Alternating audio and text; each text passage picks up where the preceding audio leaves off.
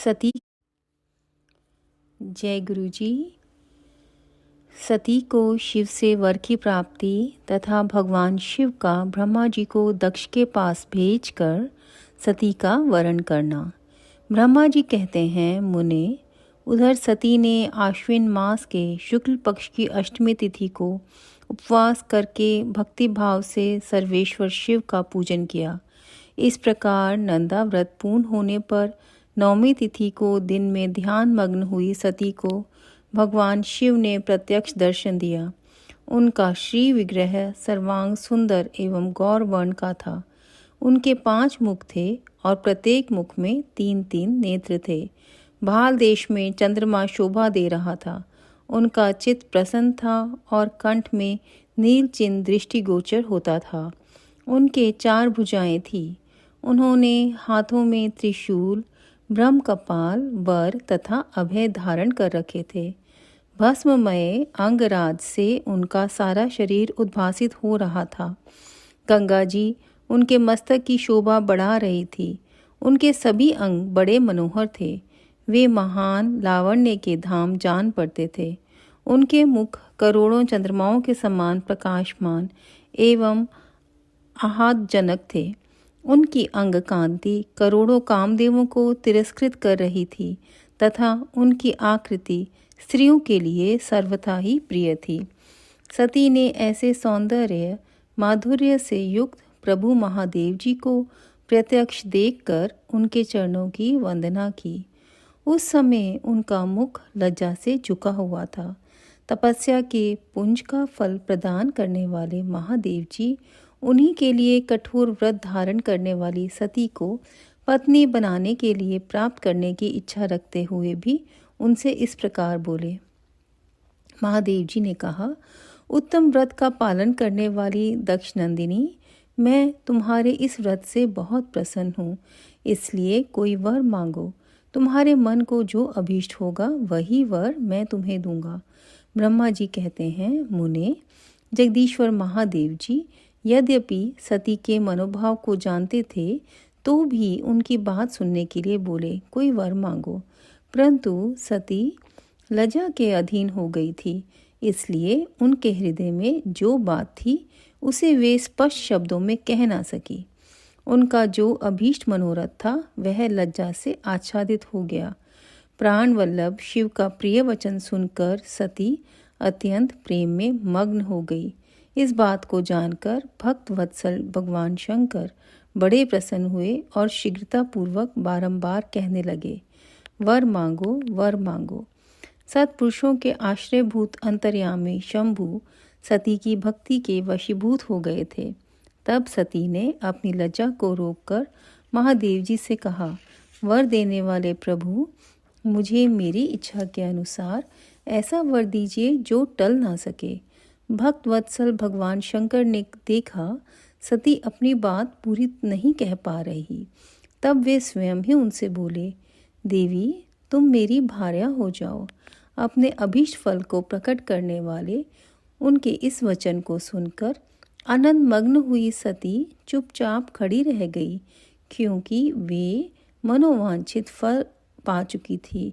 फिर दक्ष कन्या प्रसन्न हो दोनों हाथ जोड़कर मस्तक झुका भक्त वत्सल शिव से बारंबार कहने लगी। सती बोली, देवाधिदेव महादेव, प्रभु जगतपते, आप मेरे पिता को कहकर वैवाहिक विधि से मेरा पाणी ग्रहण करें। ब्रह्मा जी कहते हैं, नारद, सती की यह बात सुनकर भक्त वत्सल महेश्वर ने प्रेम से उनकी ओर देखा और कहा, प्रिय, ऐसा ही होगा।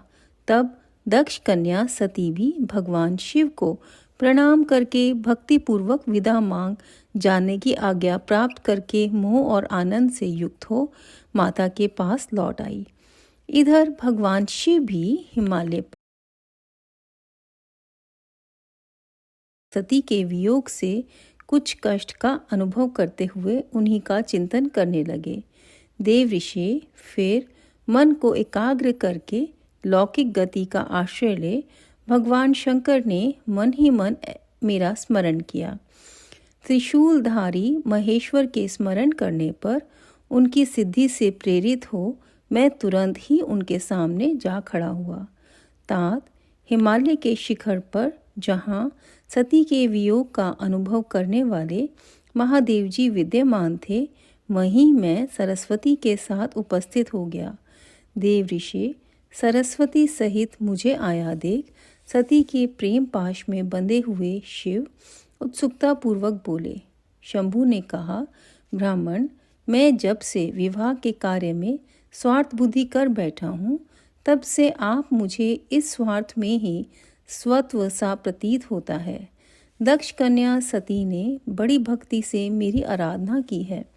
उसके नंदाव्रत के प्रभाव से मैंने उसे अभीष्ट वर देने की घोषणा की।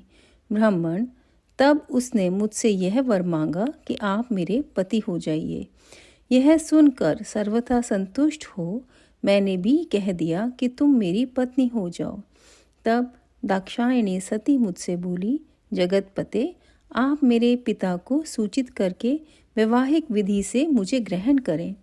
ब्राह्मण, उसकी भक्ति से संतोष होने के कारण मैंने उसका वह अनुरोध भी स्वीकार कर लिया। विधाता, तब सती अपनी माता के घर चली गई और मैं यहाँ चला आया। इसलिए अब तुम मेरी आज्ञा से दक्ष के घर जाओ और ऐसा यत्न करो जिससे प्रजापति दक्ष शीघ्र ही मुझे अपनी कन्या का दान कर दें। उनके इस प्रकार आज्ञा देने पर मैं कृतकृत्य और प्रसन्न हो गया तथा उन भक्तवत्सल विश्वनाथ से इस प्रकार बोला। मुझ ब्रह्मा ने कहा, भगवान शंभो, आपने जो कुछ कहा है उस पर भली भांति विचार करके हम लोगों ने पहले ही उसे सुनिश्चित कर दिया है। वृषध्वज, इसमें मुख्यतः देवताओं का और मेरा भी स्वार्थ है। दक्ष स्वयं ही आपको अपनी पुत्री प्रदान करेंगे, किंतु आपकी आज्ञा से मैं भी उनके सामने आपका संदेश कह दूंगा। सर्वेश्वर महाप्रभु महादेव जी से ऐसा कहकर मैं अत्यंत वेगशाली रथ के द्वारा दक्ष के घर जा पहुंचा। नारद जी ने पूछा, वक्ताओं में श्रेष्ठ महाभाग विधाता, बताइए, जब सती घर पर लौट कर आई तब दक्ष ने उनके लिए क्या किया? ब्रह्मा जी ने कहा, तपस्या करके मनोवांछित वर पाकर सती जब घर को लौट गई तब वहां उन्होंने माता पिता को प्रणाम किया। सती ने अपनी सखी के द्वारा माता पिता को तपस्या संबंधी सब समाचार कहलवाया। सती ने यह भी सूचित किया कि सती को महेश्वर से वर की प्राप्ति हुई है। वे सती की भक्ति से बहुत संतुष्ट हुए हैं। सती के मुख से सारा वृत्तांत सुनकर माता पिता को बड़ा आनंद प्राप्त हुआ और उन्होंने महान उत्सव किया। उदार चेता दक्ष और महामनस्विनी वीरनी ने ब्राह्मणों को उनकी इच्छा के अनुसार द्रव्य दिया तथा अन्य अन्य अंधों और दीनों को भी धन बांटा। प्रसन्नता बढ़ाने वाली अपनी पुत्री को हृदय से लगाकर माता वीरनी ने उसका मस्तक सूंघा और आनंद मग्न होकर उसकी बारंबार प्रशंसा की। तदंतर कुछ काल व्यतीत होने पर धर्मज्ञों में श्रेष्ठ दक्ष इस चिंता में पड़े कि मैं अपनी इस पुत्री का विवाह भगवान शंकर के साथ किस तरह करूं। महादेव जी प्रसन्न होकर आए थे, पर वे तो चले गए। अब मेरी पुत्री के लिए वे फिर कैसे यहाँ आएंगे? यदि किसी को शीघ्र ही भगवान शिव के निकट भेजा जाए तो यह भी उचित नहीं जान पड़ता, क्योंकि यदि वे इस तरह अनुरोध करने पर भी मेरी पुत्री को ग्रहण ना करें तो मेरी याचना निष्फल हो जाएगी। इस प्रकार की चिंता में पड़े हुए प्रजापति दक्ष के सामने मैं सरस्वती के साथ सहसा उपस्थित हुआ। मुझ पिता को आया देख दक्ष प्रणाम करके विनीत भाव से खड़े हो गए। उन्होंने मुझ स्वयंभू को यथा योग्य आसन दिया। तदंतर दक्ष ने जब मेरे आने का कारण पूछा तब मैंने सब बातें बताकर उनसे कहा, प्रजापते, भगवान शंकर ने तुम्हारी पुत्री को प्राप्त करने के लिए निश्चय ही मुझे तुम्हारे पास भेजा है। इस विषय में जो श्रेष्ठ कृत्य हो उसका निश्चय करो। जैसे सती ने नाना प्रकार के भावों से तथा सात्विक व्रत के द्वारा भगवान शिव की आराधना की है, उसी तरह वे भी सती की आराधना करते हैं। इसलिए दक्ष भगवान शिव के लिए ही संकल्पित एवं प्रकट हुई अपनी इस पुत्री को तुम अविलंब उनकी सेवा में सौंप दो। इससे तुम कृतकृत्य हो जाओगे। मैं नारद के साथ जाकर उन्हें तुम्हारे घर ले आऊंगा। फिर तुम उन्हीं के लिए उत्पन्न हुई अपनी यह पुत्री उनके हाथ में दे दो। ब्रह्मा जी कहते हैं, नारद, मेरी यह बात सुनकर मेरे पुत्र दक्ष को बड़ा हर्ष हुआ। वे अत्यंत प्रसन्न होकर बोले, पिताजी, ऐसा ही होगा। मुने, तब मैं अत्यंत हर्षित हो वहां से उस स्थान को लौटा जहां लोक कल्याण में तत्पर रहने वाले भगवान शिव बड़ी उत्सुकता से मेरी प्रतीक्षा कर रहे थे। नारद, मेरे लौट आने पर स्त्री और पुत्री सहित प्रजापति दक्ष भी पूर्ण काम हो गए। वे इतने संतुष्ट हुए मानो अमृत पीकर अघा गए हों। अध्याय 17। ब्रह्मा जी से दक्ष की अनुमति पाकर देवताओं और मुनियों सहित भगवान शिव का दक्ष के घर आना, दक्ष द्वारा सबका सत्कार तथा सती और शिव का विवाह। ब्रह्मा जी कहते हैं, नारद, तदंतर मैं हिमालय के कैलाश शिखर पर रहने वाले परमेश्वर महादेव शिव को लाने के लिए प्रसन्नतापूर्वक उनके पास गया और उनसे इस प्रकार बोला, वृषध्वज, सती के लिए मेरे पुत्र दक्ष ने जो बात कही है उसे सुनिए और जिस कार्य को वे अपने लिए असाध्य मानते थे उसे सिद्ध हुआ ही समझिए। दक्ष ने कहा कि मैं अपनी पुत्री भगवान शिव के ही हाथ में दूंगा, क्योंकि उन्हीं के लिए यह उत्पन्न हुई है। शिव के साथ सती का विवाह हो, यह कार्य तो मुझे स्वतः ही अभीष्ट है। फिर आपके भी कहने से इसका महत्व और अधिक बढ़ गया है। मेरी पुत्री ने स्वयं इसी उद्देश्य से भगवान शिव की आराधना की है और इस समय शिव जी भी मुझसे इसी के विषय में अन्वेषण कर रहे हैं। इसलिए मुझे अपनी कन्या स्वयं ही भगवान शिव के हाथ में देनी है। विधातः वे भगवान शंकर शुभ लग्न और शुभ मुहूर्त में यहाँ पधारें। उस समय मैं शिक्षा के तौर पर अपनी यह पुत्री दे दूंगा। वृषध्वज, मुझसे दक्ष ने ऐसी बात कही है, अतः आप शुभ मुहूर्त में उनके घर चलिए और सती को ले आइए। मुने, मेरी यह बात सुनकर भक्त वत्सल रुद्र लौकिक गति का आश्रय ले हंसते हुए मुझसे बोले, संसार की सृष्टि करने वाले ब्रह्मा जी, मैं तुम्हारे और नारद के साथ ही दक्ष के घर चलूंगा। अतः नारद का स्मरण करो। अपने मरीचि आदि मानस पुत्रों को भी बुला लो। विधे, मैं उन सब के साथ दक्ष के निवास स्थान पर चलूंगा। मेरे पार्षद भी मेरे साथ रहेंगे। नारद, लोकाचार के निर्वाह में लगे हुए भगवान शिव के इस प्रकार आज्ञा देने पर मैंने तुम्हारा और मरीचि आदि पुत्रों का भी स्मरण किया। मेरे याद करते ही तुम्हारे साथ मेरे सभी मानस पुत्र मन में आदर की भावना लिए शीघ्र ही वहां आ पहुँचे। उस समय तुम सब लोग हर्ष से प्रफुल्ल हो रहे थे। फिर रुद्र के स्मरण करने पर शिव भक्तों के सम्राट भगवान विष्णु ने भी अपनी सैनिकों तथा कमला देवी के साथ गरुड़ पर आरूढ़ हो तुरंत वहां आ गए। तदंतर चैत्र मास के शुक्ल पक्ष की त्रयोदशी तिथि में रविवार को पूर्वा फागुनी नक्षत्र में मुझ ब्रह्मा और विष्णु आदि समस्त देवताओं के साथ महेश्वर ने विवाह के लिए यात्रा की। मार्ग में उन देवताओं और ऋषियों के साथ यात्रा करते हुए भगवान शंकर बड़ी शोभा पा रहे थे। वहां जाते हुए देवताओं, मुनियों तथा आनंद मग्न मन वाले प्रमद गणों का रास्ते में बड़ा उत्सव हो रहा था। भगवान शिव की इच्छा से वृषभ, व्याघ्र, सर्प, जटा और चंद्रकला आदि सब के सब उनके लिए यथा योग्य आभूषण बन गए।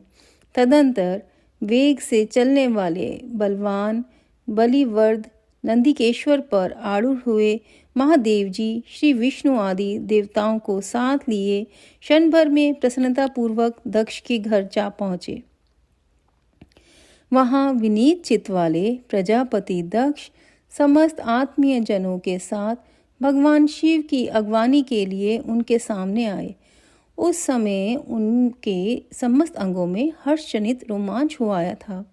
स्वयं दक्ष ने अपने द्वार पर आए हुए समस्त देवताओं का सत्कार किया। वे सब लोग सुरश्रेष्ठ शिव को बिठाकर उनके पार्श्व भाग में स्वयं भी मुनियों के साथ क्रमशः बैठ गए। इसके बाद दक्ष ने मुनियों सहित समस्त देवताओं की परिक्रमा की और उन सब के साथ भगवान शिव को घर के भीतर ले आए।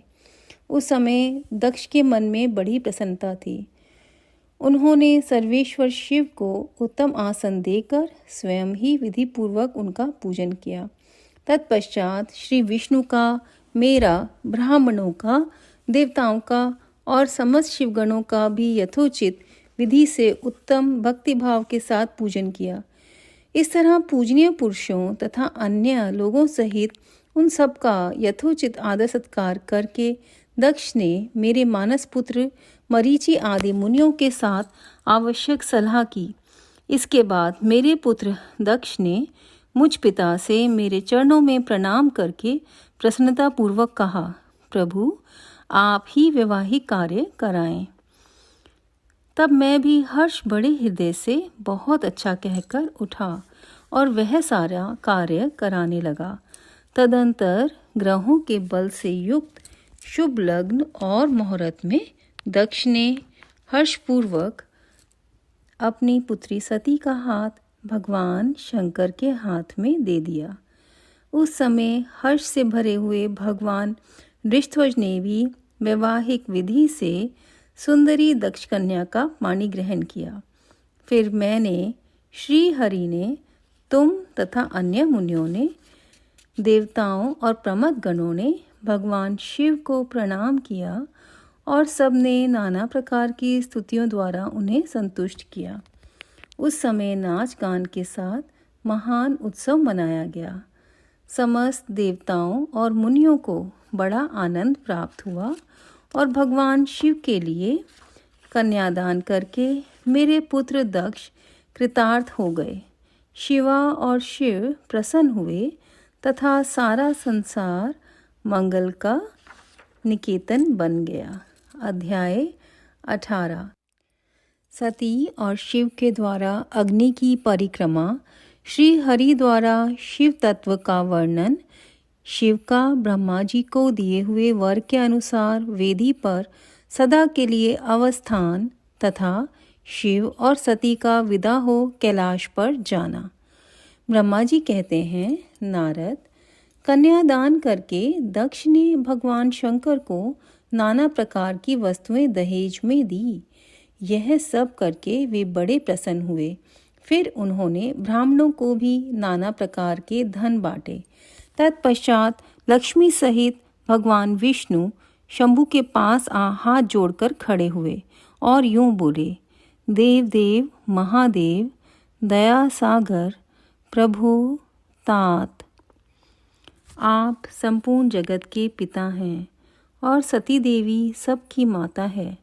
आप दोनों सत्पुरुषों के कल्याण तथा दुष्टों के दमन के लिए सदा लीला पूर्वक अवतार ग्रहण करते हैं।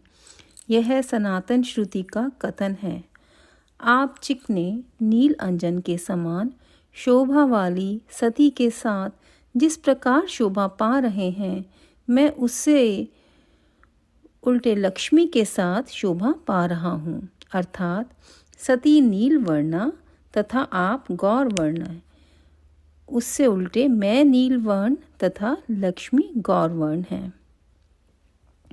नारद, मैं देवी सती के पास आकर ग्रह सूत्रोक्त विधि से विस्तार पूर्वक सारा अग्नि कार्य कराने लगा। मुझ आचार्य तथा ब्राह्मणों की आज्ञा से शिवा और देवी ने बड़े हर्ष के साथ विधि पूर्वक अग्नि की परिक्रमा की।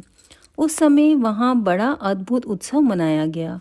गाजे बाजे और नृत्य के साथ होने वाला यह उत्सव सबको बड़ा सुखद जान पड़ा। तदंतर भगवान विष्णु बोले, सदाशिव, मैं आपकी आज्ञा से यहाँ शिव तत्व का वर्णन करता हूँ।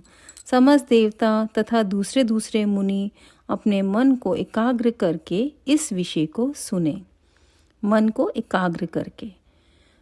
भगवान आप प्रधान और अप्रधान, प्रकृति और उससे अतीत हैं। आपके अनेक भाग हैं, फिर भी आप भाग रहित हैं। ज्योतिर्मय स्वरूप वाले आप परमेश्वर के ही हम तीनों देवता अंश हैं। आप कौन, मैं कौन और ब्रह्मा कौन? आप परमात्मा के ही ये तीन अंश हैं जो सृष्टि, पालन और संहार करने के कारण एक दूसरे से भिन्न प्रतीत होते हैं। आप अपने स्वरूप का चिंतन कीजिए। आपने स्वयं ही लीलापूर्वक शरीर धारण किया है। आप निर्गुण ब्रह्म रूप से एक हैं। आप ही सगुण ब्रह्म हैं और हम ब्रह्मा, विष्णु तथा रुद्र तीनों आपके ही अंश हैं। जैसे एक ही अंश के भिन्न भिन्न अवयव मस्तक, ग्रीवा आदि नाम धारण करते हैं, तथापि उस शरीर से वे भिन्न नहीं हैं, उसी प्रकार हम तीनों अंश आप परमेश्वर के ही अंग हैं। जो ज्योतिर्मय आकाश के समान सर्वव्यापी तथा निर्लेप स्वयं ही अपना धाम, पुराण, कुटस्थ, अव्यक्त, अनंत, नित्य तथा दीर्घ आदि विश्लेषणों से रहित निर्विशेष ब्रह्म है, वही आप शिव हैं। अतः आप ही सब कुछ हैं। ये व्याख्या गुरुजी के लिए बिल्कुल सही है कि गुरुजी से ही ब्रह्मा, विष्णु, महेश तीनों निकले हैं। गुरुजी परमेश्वर हैं, सर्वव्यापी हैं, ज्योतिर्मय हैं। और जैसे कि हमारी बॉडी में से अलग अलग पार्ट्स अगर हैं हमारी बॉडी के और उनके अलग अलग नाम हैं, लेकिन वो हमारी पूरी बॉडी से भिन्न नहीं हैं, उसी तरह से हमारे गुरुजी के अंदर ही सभी भगवान हैं। वो हमारे गुरुजी से भिन्न नहीं हैं। इतना ब्यूटीफुल इसमें एक्सप्लेन किया है ये आज। ब्रह्मा जी कहते हैं, मुनीश्वर, भगवान विष्णु की यह बात सुनकर महादेव जी बड़े प्रसन्न हुए। तदंतर उस विवाह यज्ञ के स्वामी यजमान परमेश्वर शिव प्रसन्न हो लौकिक की गति का आश्रय ले हाथ जोड़कर खड़े हुए मुझ ब्रह्मा से प्रेम पूर्वक बोले। शिव ने कहा, ब्राह्मण, आपने सारा वैवाहिक कार्य अच्छी तरह संपन्न करा दिया। अब मैं प्रसन्न हूँ। आप मेरे आचार्य हैं। बताइए आपको क्या दक्षिणा दूँ? सुर ज्येष्ठ, आप उस दक्षिणा को मांगिए। महाभाग, यदि वह अत्यंत दुर्लभ हो तो भी उसे शीघ्र कहिए। मुझे आपके लिए कुछ भी अदेय नहीं है। मुने, भगवान शंकर का यह वचन सुनकर मैं हाथ जोड़ विनीत चित्त से उन्हें बारंबार प्रणाम करके बोला, देवेश, यदि आप प्रसन्न हों और महेश्वर, यदि मैं वर पाने के योग्य हूँ तो प्रसन्नतापूर्वक जो बात कहता हूँ उसे आप पूर्ण कीजिए। महादेव, आप इसी रूप में इसी वेदी पर सदा विराजमान रहें, जिससे आपके दर्शन से मनुष्यों के पाप धुल जाएं। चंद्रशेखर, आपका सानिध्य होने से मैं इस वेदी के समीप आश्रम बनाकर तपस्या करूं, यह मेरी अभिलाषा है। चैत्र के शुक्ल पक्ष की त्रयोदशी को पूर्वा फागुनी नक्षत्र में रविवार के दिन इस भूतल पर जो मनुष्य भक्ति भाव से आपका दर्शन करे, उसके सारे पाप तत्काल नष्ट हो जाएं, विपुल पुण्य की वृद्धि हो और समस्त रोगों का सर्वथा नाश हो जाए। जो नारी दुर्भागा, बंध्या, कानी अथवा रूपहीन हो, वह भी आपके दर्शन मात्र से अवश्य निर्दोष हो जाए। मेरी यह बात उनकी आत्मा को सुख देने वाली थी। इसे सुनकर भगवान शिव ने प्रसन्नचित्त से कहा, विधाता, ऐसा ही होगा।